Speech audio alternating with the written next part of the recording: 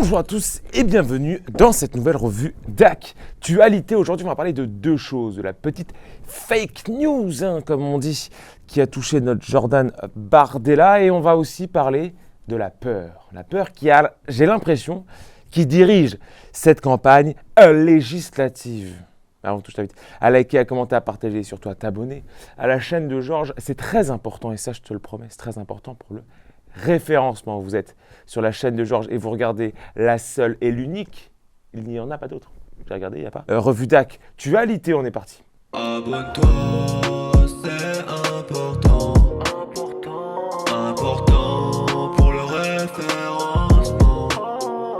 N'hésite pas à t'abonner. 2 petites secondes et je préviens, c'est pas un placement de produit, mais aujourd'hui, je vous parle très rapidement de l'IFP. L'IFP, qu'est-ce que c'est? C'est l'Institut de formation politique. Ça a été créé en 2004 et c'est une forme de formation dédiée à tous les lycéens de France. L'idée, c'est d'apprendre à ces lycéens les rouages de la politique française et la manière qu'ils ont à leur disposition de défendre au mieux nos valeurs, avant de, pourquoi pas, envoyer ces mêmes lycéens, ces jeunes actifs, dans plein de domaines, comme la politique, les médias ou les associations. Puis la création de l'IFP, c'est plus de 3000 jeunes que la formation a pu aider. Là, pourquoi je vous en parle? C'est parce qu'ils ont un week-end le 6 et le 7 juillet où moi, Georges Jordi, le communiste, j'interviens dans ce séminaire. Donc si vous voulez me voir, n'hésitez pas à vous inscrire à ce séminaire. Le programme du week-end, c'est quoi? On a session sur l'engagement politique, comment créer une entreprise et évidemment les différences fondamentales qu'il y a entre la droite et la gauche. Dans ce week-end du 6 au 7 juillet, tu apprendras aussi les bases du débat politique et les différentes manières de défendre tes idées dans l'agora publique qu'est notre société. Donc si tu es lycéen et que tu es intéressé par l'opportunité, je te mets un lien dans la description. Alors, la première actualité de la semaine, c'est une fake news qui s'est abattue sur notre Jordan, comte de Bardella. Je vous explique le contexte. Le 24 juin dernier, il est en conférence de presse. Et en général, dans une conférence de presse, on prend quelques questions, genre 3 ou 4, et ensuite, après avoir entendu toutes ces questions, on y répond. Donc évidemment, quand on te pose la question, tu la notes, et tu attends la suivante pour y répondre, qui laisse un temps de latence. Et ce temps de latence va donner lieu à une fake news mémorable de nos amis adorateurs de la vérité. Trouvez-vous vos 7 milliards Pour financer votre mesure sur la TVA?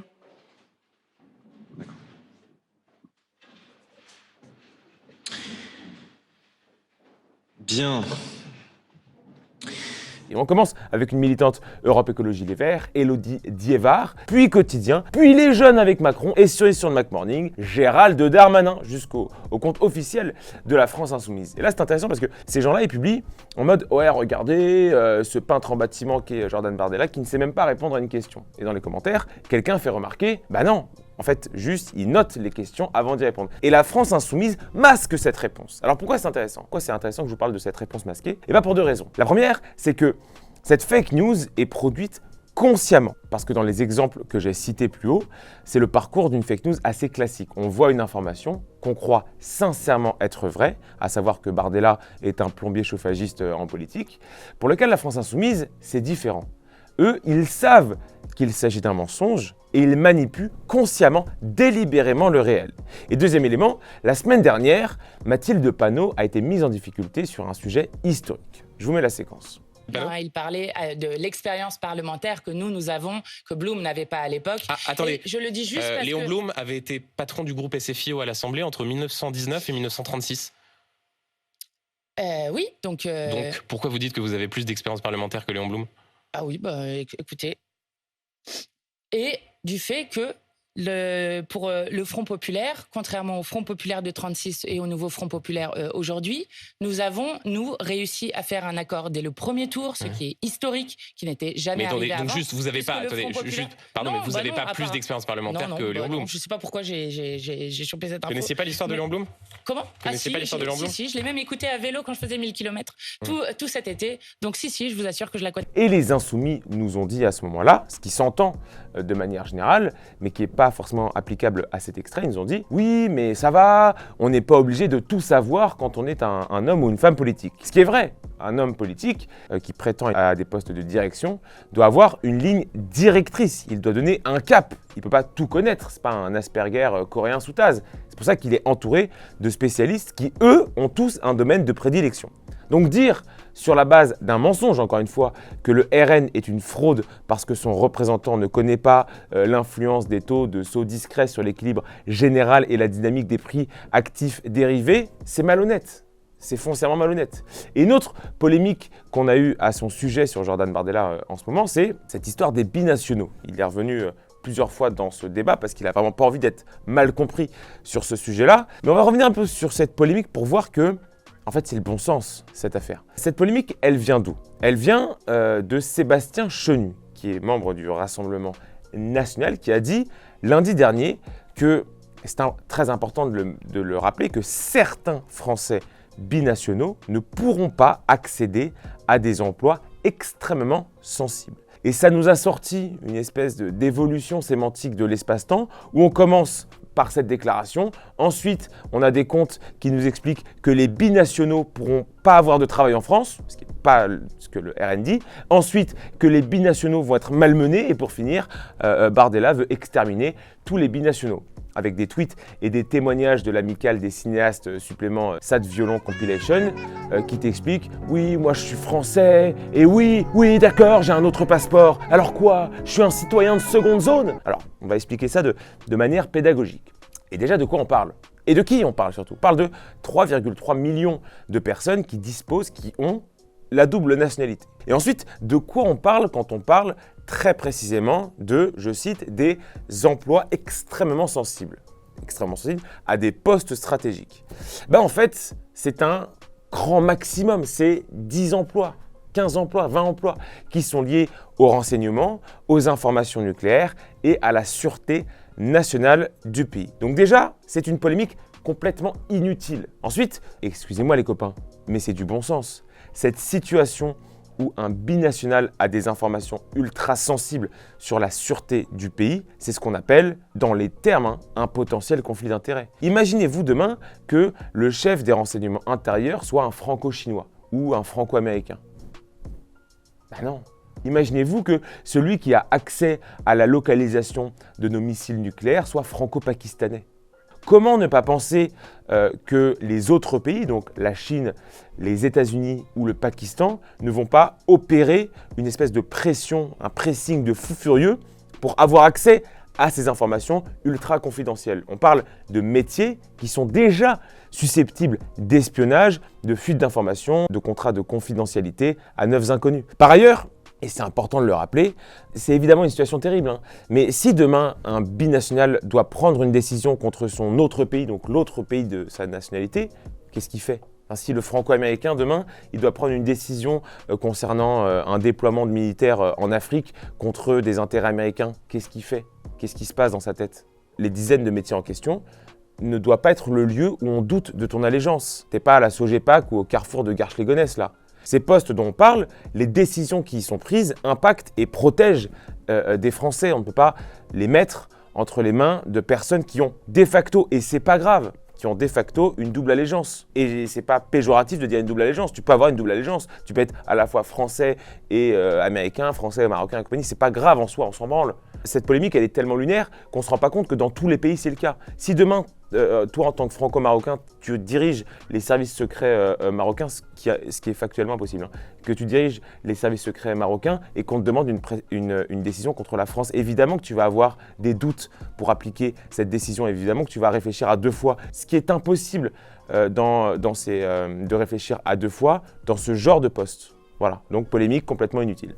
Et notre deuxième actualité de la semaine, c'est un sentiment que j'ai depuis très longtemps. Évidemment, la dépression et l'angoisse de la mort, mais je vous parle d'un sentiment qui émane du débat public, à savoir la peur. J'ai l'impression, dites-moi ce que vous en pensez dans les commentaires, j'ai l'impression que ces élections législatives de 2024 sont paradoxalement très peu politiques. En tout cas, Ce que je vois et que j'entends, évidemment, c'est qu'on ne parle très peu de politique. Et ça, selon moi, c'est parce que le ressort de cette élection, c'est la peur. Peur qui peut être légitime ou illégitime, on va le voir, mais qui empêche d'avoir un débat constructif. Je m'explique. Pourquoi je vous dis ça? En fait, comment est née la réflexion que j'ai eue sur la peur?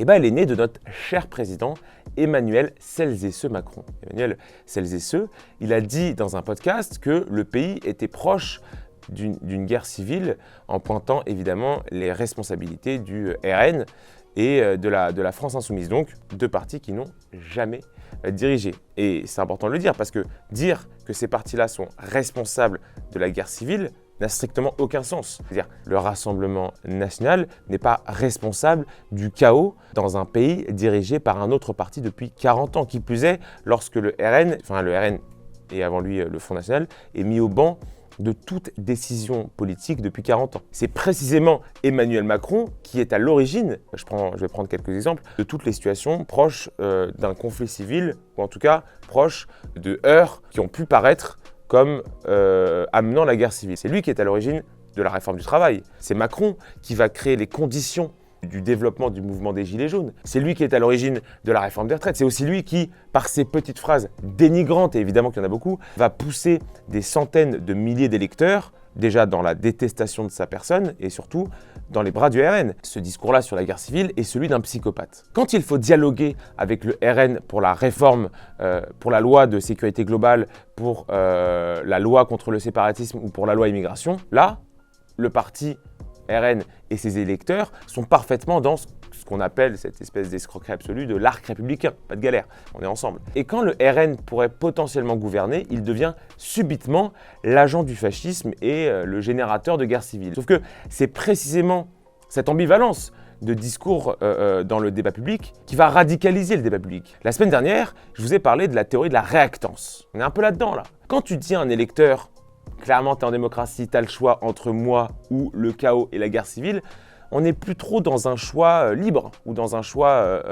démocratique. C'est comme si je te disais que pour sauver ta fille d'un cancer, tu as le choix entre une chimio et la buter. Évidemment, il y a une apparence de choix, mais dans les propositions de choix, il n'y en a qu'une que tu peux choisir. Je reste un peu sur cette notion de guerre civile, parce que Emmanuel Macron, quand il parle de guerre civile, il va s'opérer ce qu'on appelle une dilution sémantique, ou comme dirait Noam Chomsky, l'inoculation sémantique. En gros, on prend un mot, on en garde l'imaginaire, mais on le vide totalement de sa substance. Prendre le programme du RN et l'associer à la guerre civile, ça n'a tout simplement aucun sens. Il n'y a aucune mesure dans le programme du RN qui peut amener une guerre civile. Et en faisant ça, dans l'imaginaire public, les mots de guerre civile ou de racisme n'ont plus de valeur puisqu'ils décrivent une réalité insaisissable. Alors même que ces mots, le racisme ou la guerre civile, sont des réalités qui ont existé, auxquelles on peut se référer historiquement et mentalement. Pendant les émeutes pour Naël l'été dernier, il y a eu des hordes de banlieues qui ont pillé le centre-ville de Paris. On n'était pas loin de la guerre civile à ce moment-là. Personne n'en a parlé. Le risque, c'est que si un vrai racisme ou une vraie guerre civile, genre celle qui entraîne des nettoyages ethniques ou des exterminations de masse arrive, on ne saura plus comment les appeler, puisqu'on aura perdu le sens des mots. Et ce que je dis s'applique aussi au nouveau Front populaire. Dans le programme du nouveau Front populaire, qui est un programme éminemment de gauche, il n'y a pas d'antisémitisme. Donc on ne peut pas dire que le programme du nouveau Front populaire est un programme antisémite. Ça n'a pas de sens. Les mots ont une valeur, ça n'a pas de sens de parler d'un programme antisémite. Ce qu'on peut dire en revanche, et c'est ce que j'ai dit la semaine dernière, c'est que ceux qui défendent ce programme ont des relents un peu antisémites, excusez-moi, on y reviendra. Enfin, je pense notamment à David Guiraud qui a assumé avoir tout appris de Soral ou Dieudonné. Et ce qui est intéressant, c'est qu'au même moment où Macron faisait planer le risque d'une guerre civile que le RN entraînerait, on va avoir un peu partout, mais notamment dans la fonction publique, des appels littéraux à la sédition. Très concrètement, on va avoir des cadres de l'éducation nationale qui vont appeler officiellement à désobéir si le RN arrive au pouvoir. Et je les cite dans une logique de défense des valeurs républicaines. Alors déjà, c'est précisément ces cadres de l'éducation nationale qui ont fait qu'on trouve du pétrole avec nos classements PISA et que nos élèves de seconde savent à peine lire et écrire. Et ça, c'est un autre débat. Donc, on va avoir un adjoint à l'éducation nationale qui explique que l'école du RN n'est pas compatible avec l'école de la République pour laquelle je me suis engagé. On a envie de lui dire, déjà casse-toi, en fait, du coup. C'est-à-dire qu'aujourd'hui, les professeurs ont peur pour leur vie quand ils abordent la Shoah ou l'esclavage. Ils doivent mettre un gilet pare-balles quand ils parlent des attentats de Charlie Hebdo. Ils ont tous une minerve anti-décapitation à la sortie des cours. Mais la seule fois où ils se sentent en danger, c'est quand un parti veut interdire le portable à l'école. De dire le niveau d'absurdité des bonhommes. Mais les professeurs, ils ne sont pas les seuls. Le syndicat de la magistrature a aussi annoncé rentrer en, avec des énormes guillemets, résistance si le RN passe. Et globalement, toute la fonction publique se prépare à aller au maquis façon Jean Moulinx. On a ça en tête, donc on a ces cadres qui vont s'opposer au vote démocratique de notre pays au nom, c'est assez fou, au nom de la démocratie, au nom de leurs valeurs qu'ils mettent au-dessus de la vie des Français. Tout comme, c'est toujours un truc qui m'a fasciné, c'est les gens qui manifestent contre le résultat des élections. C'est vraiment l'expression d'une supériorité morale. C'est-à-dire qu'ils vont manifester en disant « Ouais, mais ils ont mal voté les autres ». Mais gros, c'est le principe de démocratie en fait. Passons. Et on revient sur ce qu'on disait au début de cette chronique, à savoir la notion de guerre civile. Parce que la vraie guerre civile, ça n'arrive pas d'un coup. C'est ce qu'on appelle un processus. Processus qui oppose deux ou même plusieurs groupes aux intérêts opposés. Je dis deux parce qu'on peut penser à des processus qui ont ramené à la guerre civile au Rwanda, ou plusieurs comme au Liban ou en Yougoslavie. C'est ce que Sunstein appelait la polarisation de la société. Au début, on ne pense pas la même chose, puis on vit de manière différente, puis on vit face à face, puis on se tape dessus. Et on arrive, avec cette histoire de sédition, on arrive à une situation tout simplement absurde, où on accuse le RN de vouloir la guerre civile, quand au même moment, le même jour, la fonction publique annonce qu'elle ne se pliera pas à la volonté des Français et par conséquent qu'elle pose les bases d'une vraie guerre civile, une véritable guerre civile. On va avoir des blocages des institutions, je veux dire si les magistrats font plus leur taf, le pays est foutu. On va avoir un pays qui fonctionne mal, on va avoir un pays qui va être entraîné dans une spirale de la violence où clairement le chaos peut s'installer. Imaginez-vous demain que plus aucune décision de justice soit rendue. Parce que c'est ça la menace que fait peser le syndicat de la magistrature. Imaginez-vous demain que la justice ne fonctionne plus.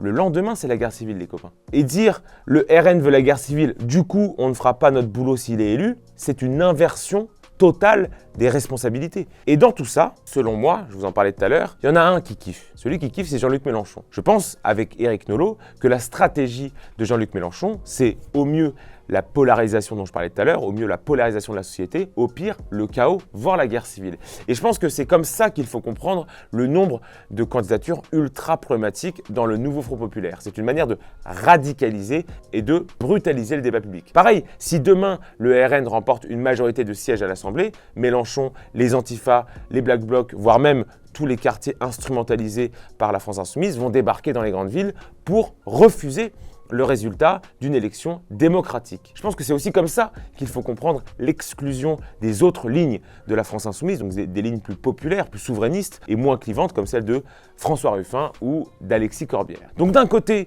on a Macron qui crée les conditions d'un conflit. C'est quand même lui qui a dissous l'Assemblée nationale. Donc c'est lui qui crée ces conditions d'un conflit, voire d'une potentielle insurrection. Et de l'autre, les insoumis qui surfent, voire qui alimentent le chaos. Il n'y a qu'à voir leur attitude pendant les émeutes pour Naël. Ils kiffaient les mecs.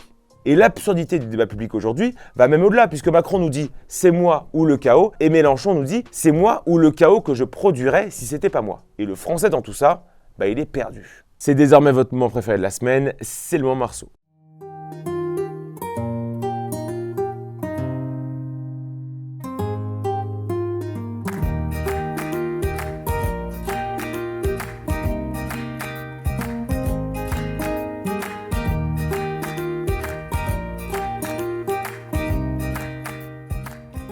Merci à tous d'avoir suivi cette revue d'actualité. Prenez soin de vous et de vos proches. Vive la France et vive ce qu'il en reste. Time! Abonne-toi, c'est important.